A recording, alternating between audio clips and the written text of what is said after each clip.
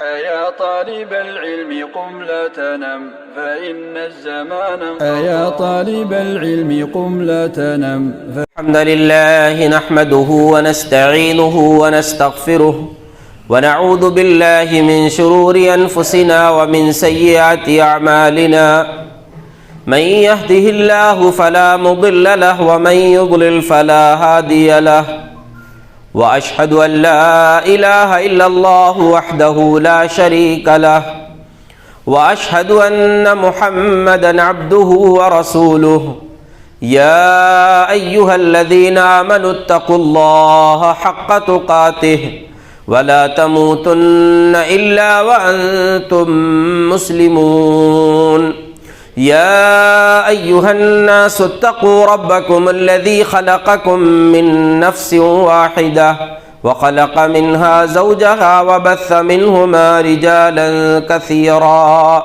رجالا كثيرا ونساء واتقوا الله الذي تساءلون به والأرحام إن الله كان عليكم رقيبا يا أيها الذين آمنوا اتقوا الله وقولوا قولا سديدا يصلح لكم أعمالكم ويغفر لكم ذنوبكم ومن يطع الله ورسوله فقد فاز فوزا عظيما أما بعد فإن خير الحديث كتاب الله وخير الهدي هدي محمد صلى الله عليه وسلم وشر الأمور محدثاتها وكل محدثة بدعة وكل بدعة ضلالة وكل ضلالة في النار أعوذ بالله من الشيطان الرجيم بسم الله الرحمن الرحيم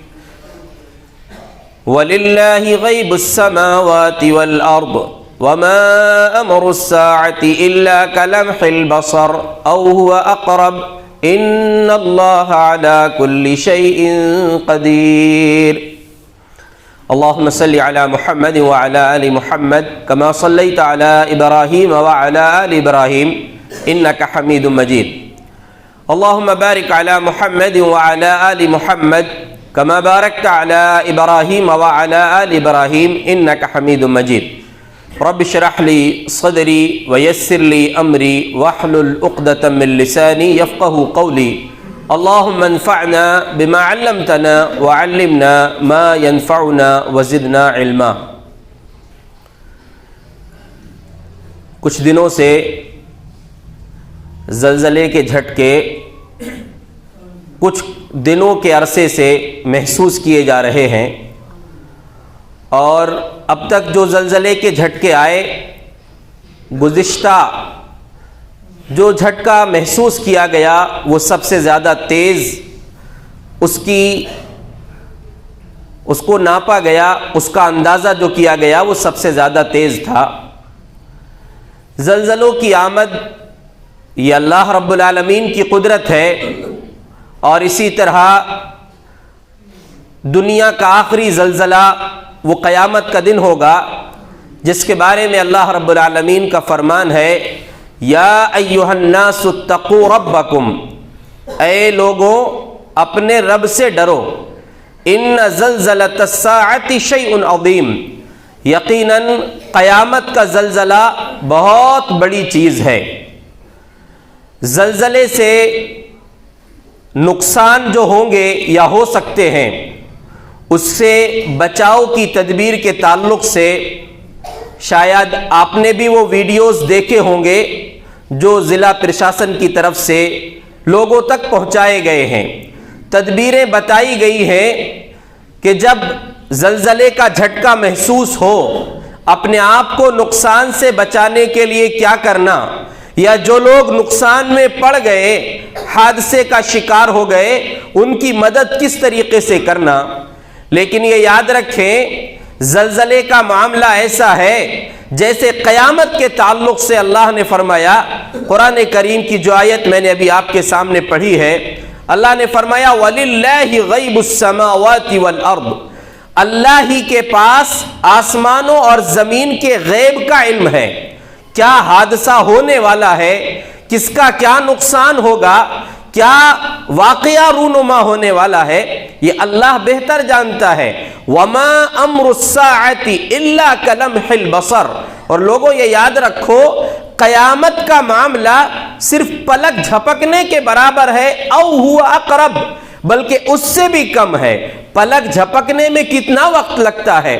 اللہ یہ بتا رہا ہے کہ یہ ساری کائنات جو اللہ نے بنا رکھی ہے، یہ ساری کائنات کو اللہ تبارک و تعالی ایک پلک جھپکنے کے برابر یا اس سے بھی کم وقفے میں پوری تہس نہس کر سکتا ہے، ختم کر سکتا ہے. اور قیامت کے دن ایسا ہوگا. ان اللہ علی کل شیء قدیر، یقیناً اللہ رب العالمین ہر چیز پر قدرت رکھنے والا ہے. ان ویڈیوز کو دیکھنے کے بعد ایک بات میں آپ سے کہنا چاہتا ہوں، ایک پیغام آپ تک پہنچانا چاہتا ہوں کہ ٹھیک ہے تدابیر اپنی جگہ بہتر ہے، ٹھیک ہے، لیکن اس سے پہلے ایک مومن کی حیثیت سے، مسلمان کی حیثیت سے ہمیں پہلی بات تو یہ یاد رکھنا چاہیے، واقعی اگر ہم نقصان سے بچنا چاہتے ہیں، اللہ رب العالمین کی حفاظت میں رہنا چاہتے ہیں، اس کا طریقہ خود اللہ اور اس کے رسول نے ہمیں بتایا ہے. پیارے نبی کا فرمان ہے من صلی الفجر فہو فی ذمۃ اللہ، جو فجر کی نماز پڑھ لیتا ہے وہ اللہ کی حفاظت میں ہے. کتنے افسوس کی بات ہے کہ رات میں زلزلے کے جھٹکے آتے ہیں، واٹس ایپ اور فیس بک میں اسی وقت تذکرے شروع ہو جاتے ہیں، یا صبح اٹھنے کے بعد لوگ اس پر بحث و مباحثہ کرتے ہیں، اس پر بات چیت کرتے ہیں. لیکن ایمان کی کمزوری کا عالم یہ ہے کہ اس دن کی، اس رات کی فجر بھی لوگوں سے نہیں ہوتی. گزشتہ مرتبہ جو جھٹکا آیا تھا رات کے 1:45 بجے آیا تھا، لوگ اس وقت بھی واٹس ایپ میں بات کر رہے تھے، میسج کر رہے تھے، لیکن کسی نے یہ سوچا کہ اسی رات جو سوئے رہے اگر بغیر فجر کے اللہ دوسرا جھٹکا بھی دے دیتا، کچھ بڑھا کر دے دیتا، تو آپ بغیر فجر کے سوئے رہے، آپ کا انجام کیا ہوتا اگر اسی حالت میں آپ کی قبر میں نیند کھلتی. لیکن احساس نہیں ہوتا لوگوں کو. یہ یاد رکھیں ان میں جو اضافہ ہو رہا ہے زلزلوں کے جھٹکوں میں، یہ احساس ہے اللہ کے بندو. اللہ یہ بتانا چاہتا ہے لِيُذِيقَهُمْ بَعْضَ الَّذِي عَمِلُوا، اللہ یہ سزائیں کبھی کبھی کیوں دیتا ہے؟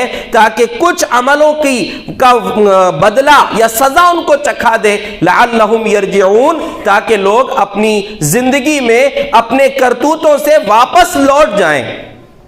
تو پہلی چیز اگر اپنے آپ کو محفوظ رکھنا چاہتے ہیں بیماریوں، تکلیف اور حادثات اور پریشانی سے، فجر کی نماز کا اہتمام کریں. دوسرا نبی صلی اللہ علیہ وسلم کا فرمان ہے جو انسان یہ دعا صبح 3 مرتبہ، شام کو 3 مرتبہ پڑھ لے اس کو کوئی چیز تکلیف نہیں پہنچائے گی. بسم اللہ الذی لا یضر مع اسمہ شیء فی الارض ولا فی السماء وہو السمیع العلیم. دوسری بات مومن ہونے کی حیثیت سے یہ بھی یاد رکھیں اصل چیز یہ نہیں ہے کہ تم حادثے میں بچے یا نہیں بچے. اگر اس حادثے کا شکار ہو گئے، زلزلے کی زد میں آ کر دب کر مر گئے، تو مومن کے لیے تو بشارت ہے کہ دب کر مرنے والا شہادت کا مقام پاتا ہے، اللہ اس کو شہید کا درجہ دیتا ہے. اور تکلیف آئی ہے مسلمان اس پر صبر کر لے تو وہ بھی اس کے لیے اللہ کے نزدیک بہتر ہے، وہ بھی اس کے حق میں بہتر اور خیر ہے، کیونکہ اللہ کا کوئی فیصلہ حکمت سے خالی نہیں ہوتا. اب انسان اگر اس زلزلے کی زد میں آ کر مر جائے، یہ اصل یہ چیز نہیں ہے کہ آپ نے اپنے آپ کو بچا لیا. اور مرنا تو کسی بھی حال میں ہے، موت تو آئے گی ہی نا. اگر انسان اپنے آپ کو زلزلے سے بچانے کی تدابیر اختیار کرتا ہے، کیوں؟ جہنم سے بچ جائے گا اس لیے نہیں، موت سے بچ جائے گا اس لیے. لیکن موت کا معاملہ تو یہ ہے، اللہ فرماتا ہے اینما تکونوا یدرککم الموت ولو کنتم فی بروج مشیدہ.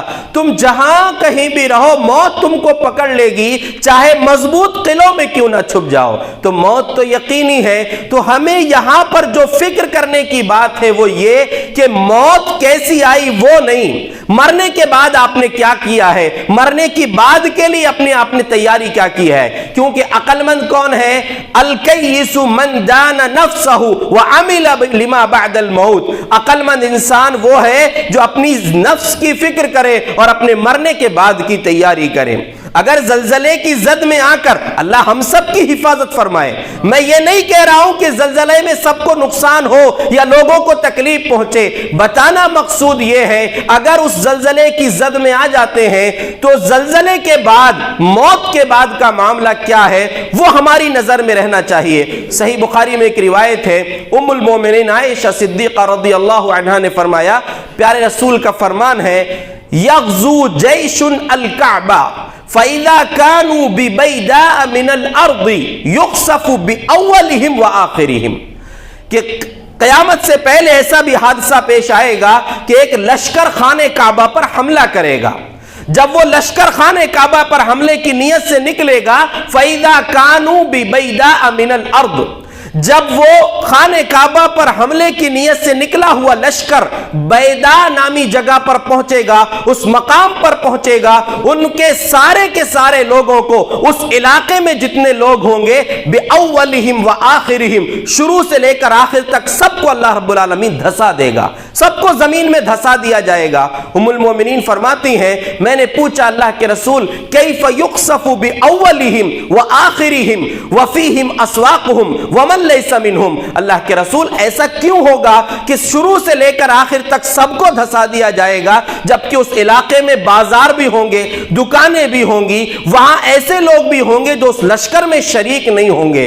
پیارے نبی نے فرمایا، یقصف بأولہم وآخرہم، ہاں عائشہ ایسا ہی ہوگا کہ شروع سے آخر تک سب کو دھسا دیا جائے گا، ثم یبعثون علی نیاتہم، پھر ان کا جو حشر ہوگا اٹھایا جائے گا ان کی نیتوں کے اعتبار سے اٹھایا جائے گا، یعنی ان کی نیت، اگر اس لشکر میں جو نیت کے ساتھ، یعنی اس خانہ کعبہ پر حملے کی نیت سے نکلا تھا، ان کا انجام تو برا ہے، لیکن جو وہ وہاں پر بازار میں تھے یا وہاں وہ لوگ تھے جو لشکر میں شریک نہیں تھے، ان کے اعمال کے اعتبار سے ان کا حشر ہوگا۔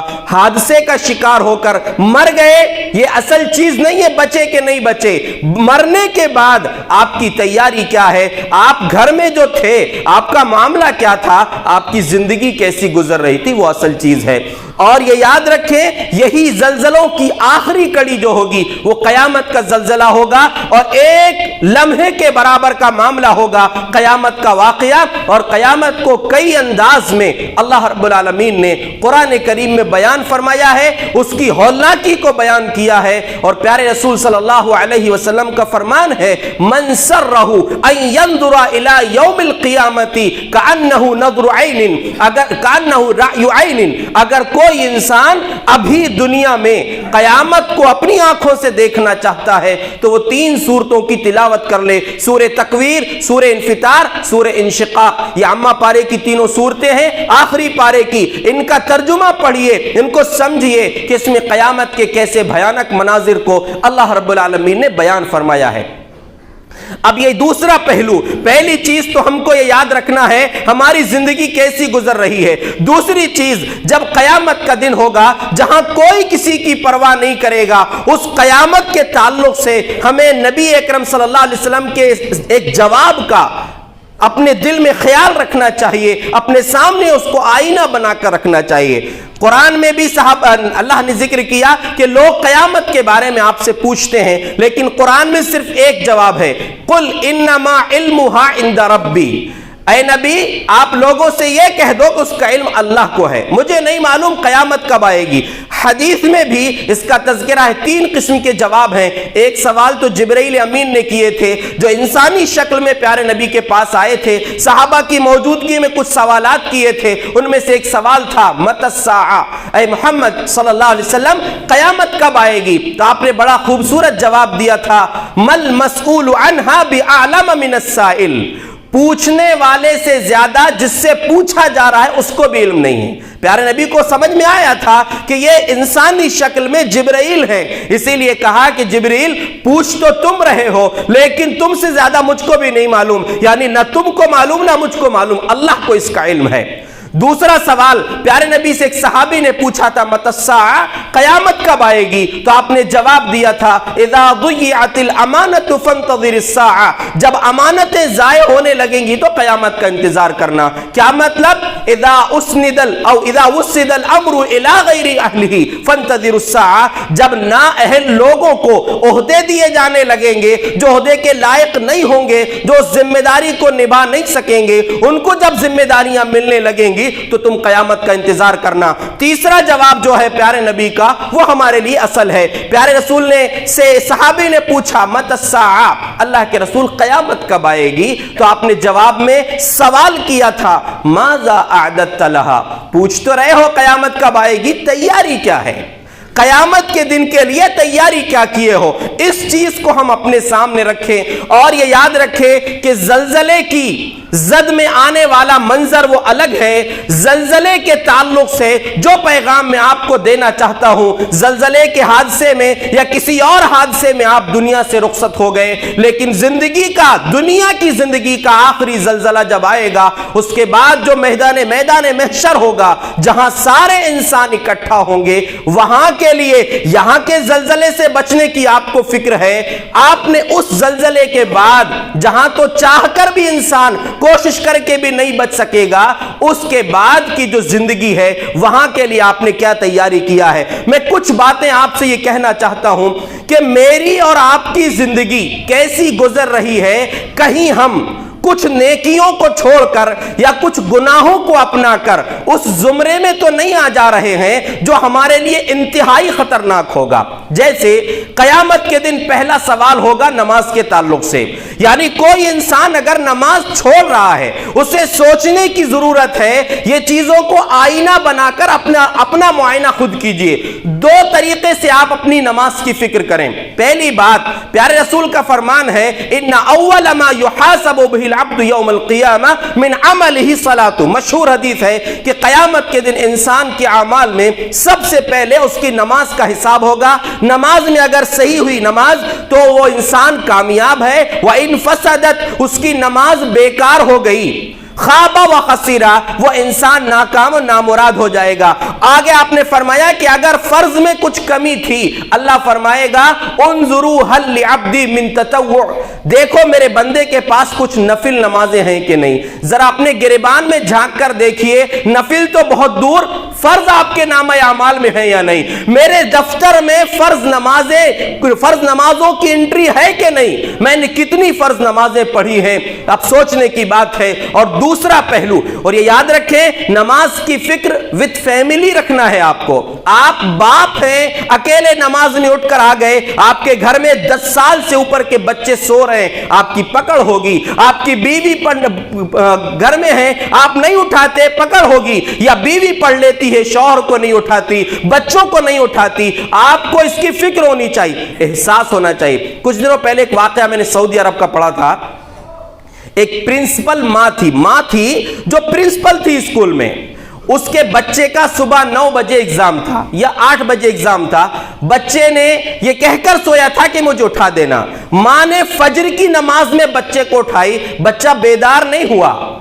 अब मां ने उसको सोए रहने दिया। जब एग्जाम का टाइम निकल गया, 9 बज के ज्यादा कुछ वक्त हो गया, तब उसकी नींद खुली। तो मां से कहा कि मां आपने उठाया नहीं। कहा जब तू आखिरत के इम्तिहान में फेल हो गया, दुनिया के इम्तिहान के लिए उठा के तुझे क्या करती मैं। ये एहसास हर माँ बाप के अंदर होना चाहिए। विद फैमिली अपनी नमाज की फिक्र कीजिए, इसलिए कि कुरान में भी अल्लाह तबारक व तआला ने नमाज का तज़किरा नबियों के साथ भी किया है, वहां पर भी अहल अयाल का जिक्र किया। प्यारे नबी को अल्लाह ने हुक्म दिया, वअमुर अहलक बिस्सलाति वस्तबिर अलैहा, ऐ नबी अपने घर वालों को नमाज का हुक्म दो और खुद भी उस पर जमे रहो। हजरत इब्राहीम अलैहिस्सलाम ने दुआ की, रब्बि जअलनी मुकीमस्सलाति व मिन ज़ुर्रियती, ऐ मेरे रब मुझको नमाज कायम करने वाला बना दे, मेरी औलाद को भी नमाज कायम करने वाला बना दे।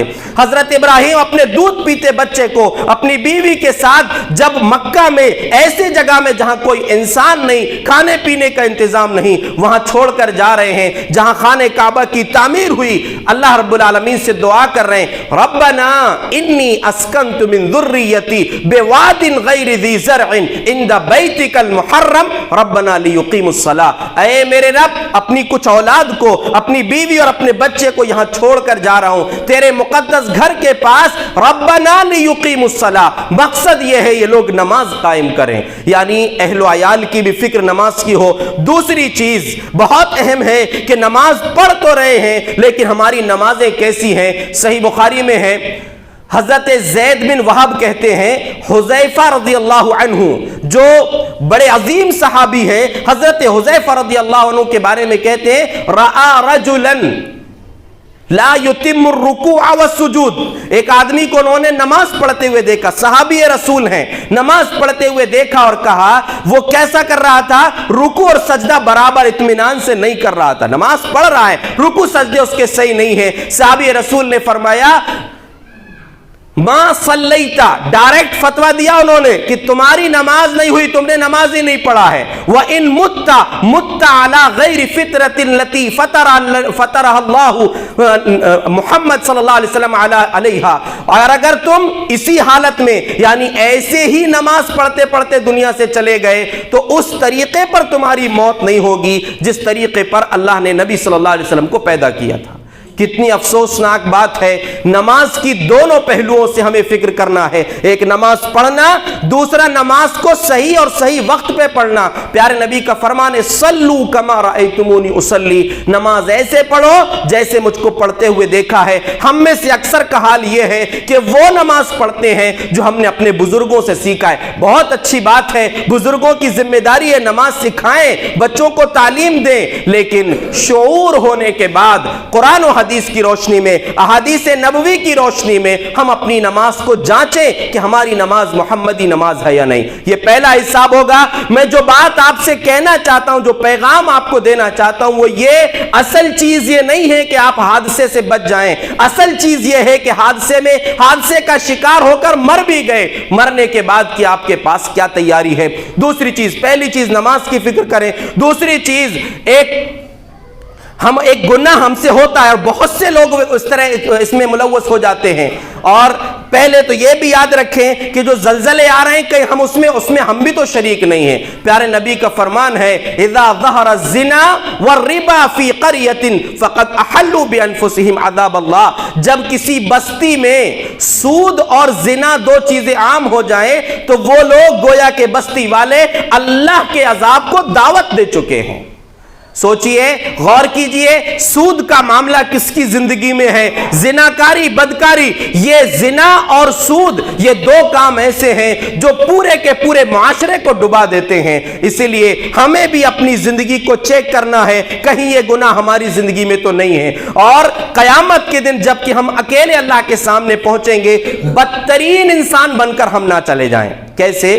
اللہ کے رسول صلی اللہ علیہ وسلم کی مجلس میں آپ کے گھر میں ایک شخص نے آنے کی اجازت مانگی، جب آپ نے اس کو دیکھا، صحیح بخاری میں ام المومنین عائشہ صدیقہ رضی اللہ عنہ کی روایت ہے، کہتی ہیں جب آپ نے اس کو دیکھا تو فرمایا بئس اخو العشیرہ، بئس ابن العشیرہ، یہ خاندان کا بدترین آدمی ہے، یہ اس کی خاندان کا سب سے برا آدمی ہے۔ لیکن جب آ کر بیٹھا، تطلق النبی صلی اللہ علیہ وسلم علی وجہہ وانبسط الیہ، پیارے نبی نے بڑے بہترین اور خوبصورت انداز میں اس سے بات کیا۔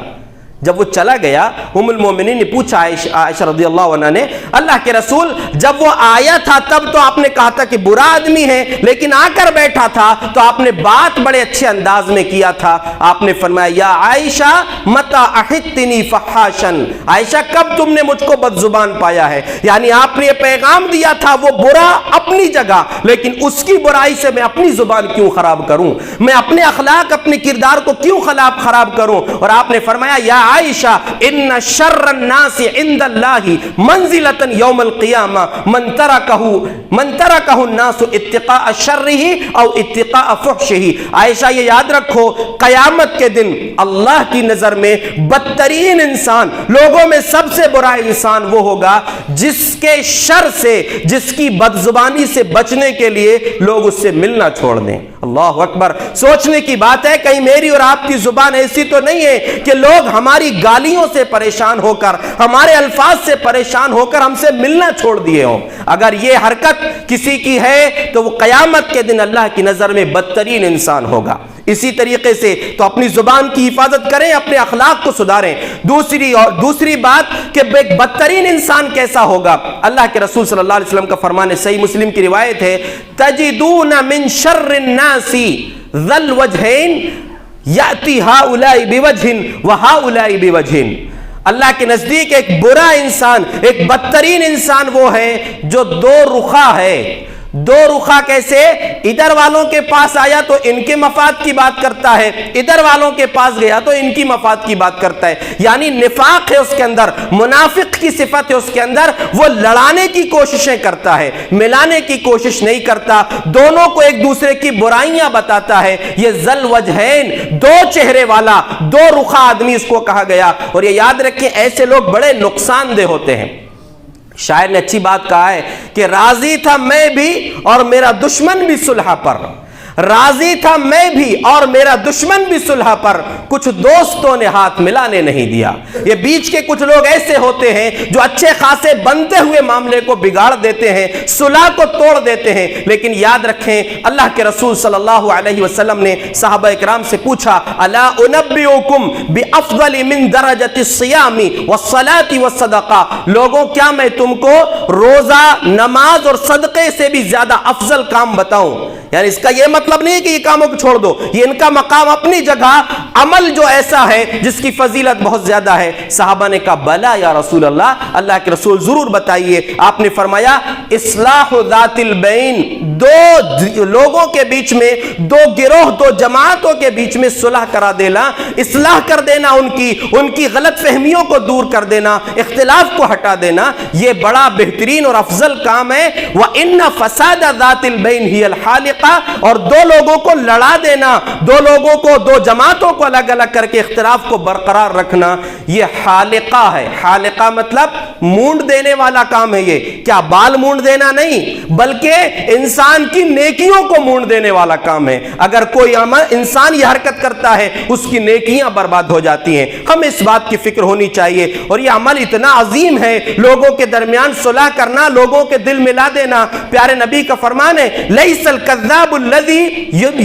یصلح بین الناس ینمی خیرا ویقول خیرا، وہ انسان جھوٹا نہیں ہے جو لوگوں کے درمیان صلح کرانے کے لیے جھوٹ بات کی چغلی کرتا ہے اور جھوٹ بات بولتا ہے، اچھی بات بولتا ہے، یعنی جو چیز نہیں ہے وہ دوسرے کو بتاتا ہے کہ بھئی تمہارے بارے میں تو اچھا خیال رکھتے ہیں، تمہاری تعریف کرتے ہیں، تم سے محبت کرتے ہیں، ساری چیزیں بتا کر وہ دو دلوں کی نفرتوں کو ختم کرنے کے لیے اگر انسان جھوٹ بولنا چاہے، وہ بھی اسلام نے، اللہ اور اس کے رسول نے ہم کو اجازت دیا ہے۔ سوچنے کی بات ہے کتنی بڑی نعمت ہے۔ اسی طریقے سے بہت خطرناک چیز جس میں بہت سارے لوگ ملوث ہو جاتے ہیں وہ یہ ہے اللہ کے رسول صلی اللہ علیہ وسلم کا فرمان، واللہ لا یؤمن، واللہ لا یؤمن، واللہ لا یؤمن، 3 مرتبہ قسم کھا کر آپ نے فرمایا اللہ کی قسم وہ مومن نہیں ہو سکتا، اللہ کی قسم وہ مومن نہیں ہو سکتا، اللہ کی قسم وہ مومن نہیں ہو سکتا۔ اور جنت میں جانے کے لیے مومن ہونا شرط ہے۔ آپ کہہ رہے ہیں کہ مومن نہیں ہو سکتا۔ صحابہ نے پوچھا اللہ کے رسول کون آدمی ہے وہ جو جس کے بارے میں یہ فیصلہ پیارے نبی کی زبان سے نکل رہا ہے؟ آپ نے فرمایا الذی لا یأمن جارہ بوائقہ، وہ انسان جس کی تکلیفوں سے اس کا پڑوسی پریشان ہو، وہ انسان مومن نہیں ہو سکتا، اور مومن نہیں ہے تو جنت میں نہیں جا سکتا۔ پیارے نبی کا ایک اور فرمان ہے من کان یؤمن باللہ والیوم الاخر فلا یؤذی جارہ، جو انسان اللہ اور آخرت کے دن پر ایمان رکھتا ہے وہ اپنے پڑوسی کو تکلیف نہ دے۔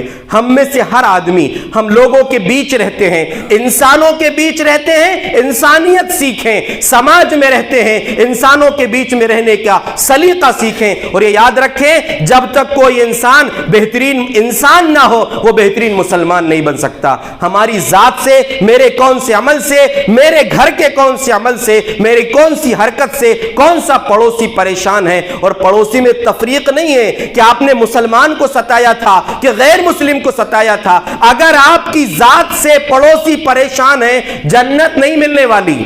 ایمان کے آپ کا کھوکھلا دعویٰ ہے، اسی لیے ہر شخص اپنے بارے میں سوچے کہ میرے ایمان کا معاملہ کیا ہے۔ یہ ایمان سے جڑی ہوئی بات ہے، ایمان سے جڑی ہوئی چیز ہے۔ اور ایک چیز یہ بھی یاد رکھیں، ہمارے گھر کا معاملہ ہو، ہمارے محلے کا معاملہ ہو، ہمارے ذریعے سے کسی کو تکلیف نہ پہنچے۔ ایک عمل ابھی جو زیادہ دیکھا جا رہا ہے، قبرستان جنازہ لے کر جاتے، روڈ میں کھڑے ہو کر جنازے کی نماز پڑھتے ہیں۔ اللہ نے مسجد دیا ہے، اگر میدان نہیں ہے مسجد میں آپ بالکل نماز ادا کریں. مسجد میں نماز ادا کرنا یہ بہتر ہے آپ کے حق میں، بجائے اس کے کہ آپ روڈ روک دیں، لوگوں کو پریشانیاں ہوں. یہ یاد رکھیں، راستے سے تکلیف دہ چیز کو ہٹانا یہ ایمان کا حصہ ہے. ہم ہٹانا تو کہیں گیا اور لوگوں کو پریشان کر رہے ہیں، چاہے وہ معاملہ ہو یا ہمارا گھریلو معاملہ ہو. اپنے گھر کا کچرا ہم راستے پر ڈال دیں، اپنے گھر کی گندگی ہم راستے سے نکال دیں، لوگوں کو اگر پریشانی ہو رہی ہے، یہ یاد رکھیں یہ بدترین عمل ہے اور یہ ہمارے ایمان کے منافی ہے. تو اسی لیے ہمیں اپنی زندگی کا معائنہ کرنا ہے، کون سی نیکی ہم سے چھوٹ رہی ہے اور کون سا گناہ جو آخرت میں ہمارے لیے ہم کو بدترین انسان بنا دے گا، اللہ کے سامنے ہم ناکام ہو جائیں گے، ایسا کون سا عمل ہماری زندگی میں ہے. تو میرے بھائیوں، اصل پیغام جو دینا ہے وہ یہی ہے کہ اصل چیز یہ نہیں ہے کہ آپ اپنی زندگی کو بچا لیں. موت تو کبھی نہ کبھی آنا ہی ہے، چاہے حادثے کا شکار ہو کر مریں، چاہے بستر پر مریں. مرنے کے بعد ہماری زندگی کیسی ہوگی، مرنے کے بعد کے لیے ہم نے کیا تیاری کیا ہے، وہ اصل ہماری زندگی ہے، اصل وہ چیز ہے. اور دنیا میں جو کچھ ہم نے کیا ہے، ہماری ذات سے کسی کو تکلیف پہنچی ہے. آخری بات اس کو یاد رکھیں، پیارے نبی صلی اللہ علیہ وسلم کا فرمان ہے، من کانت لہ مظلمۃ لاخیہ من عرضہ او لشیء فلیتحللہ منہ اليوم. کہ تم میں سے کسی کا کوئی معاملہ کسی کی عزت کا ہو، لین دین کا ہو، کسی بھی معاملے کا ہو، اگر کسی سے ہے آج اس کو حل کر لو. قبل اللہ یکون دینار ولا درہم، اس دن کے آنے سے پہلے نہ دینار ہوں گے نہ درہم ہوں گے. روپیہ پیسہ، آپ کی عزت، آپ کی دولت، آپ کی شہرت سب یہی رہ جائے گی، کچھ لے کر جانے والے نہیں ہیں. وہاں کیا ہوگا؟ فَإِن كَانَ عَمَلٌ صَالِحٌ، اگر نیکیاں ہیں تو قدر مظلمتہ، انسان کے ظلم کے اعتبار سے اس کی نیکیاں لے لی جائیں گی. اور اگر نیکیاں بھی نہیں تھی، اتنے بڑے ظالم تھے کہ نیکیاں بھی نہیں کیے تھے اور ظلم الگ کیے تھے، تو اخذ من سیئاتہم، ان کی برائیاں لے کر ان کے سر تھوپ دی جائیں گی، پھر جہنم کے حوالے کر دیا جائے گا. اسی لیے یاد رکھیں ہماری زندگی کیسی ہے. اور آخر میں آئینے کے طور پر اللہ کے رسول صلی اللہ علیہ وسلم کا فرمان یاد رکھیں، کل امتی یدخلون الجنت الا من ابا، میرے سارے امتی جنت میں جائیں گے سوائے اس کے جو جنت میں جانے سے انکار کر دے. صحابہ کو تعجب ہوا، ایسا کیسے ہوگا، کون جنت میں جانے سے انکار کرے گا؟ آپ نے فرمایا من اطاعنی دخل الجنہ ومن عصانی فقد ابا، جو میری باتوں کو مان لے، میری باتوں کو پر عمل کر لے، وہ انسان جنت میں جائے گا، اور جو میری نافرمانی کرے گویا کہ اس نے جنت میں جانے سے انکار کر دیا. جو چیزیں ہم نے آپ کے سامنے رکھا ہے قرآن اور احادیث کی روشنی میں، ان کو اپنے سامنے آئینہ بنا کر رکھیں، اپنے آپ کو چیک کریں، کہیں ہم ان کی زد میں آ کر قیامت کے دن جنت سے محروم تو نہیں ہو جائیں گے. اللہ ہم سب کو صحیح سمجھ اور نیک عمل کی توفیق عطا فرمائے. اللہ رب العالمین ہم سب کو ایسے تمام گناہوں سے محفوظ رکھے جو ہماری آخرت کو برباد کرنے والے ہیں، ہماری دنیا کو برباد کرنے والے ہیں. اللہ رب العالمین ہر قسم کے حادثات سے، بری بلاؤں اور بیماریوں سے ہم سب کی حفاظت فرمائے. اللہ رب العالمین جب تک دنیا میں رکھے ایمان اور عزت کی زندگی نصیب فرمائے، جب ہمارا خاتمہ ہو ایمان پر ہو. آمین. وآخر دعوانا ان الحمد للہ رب العالمین.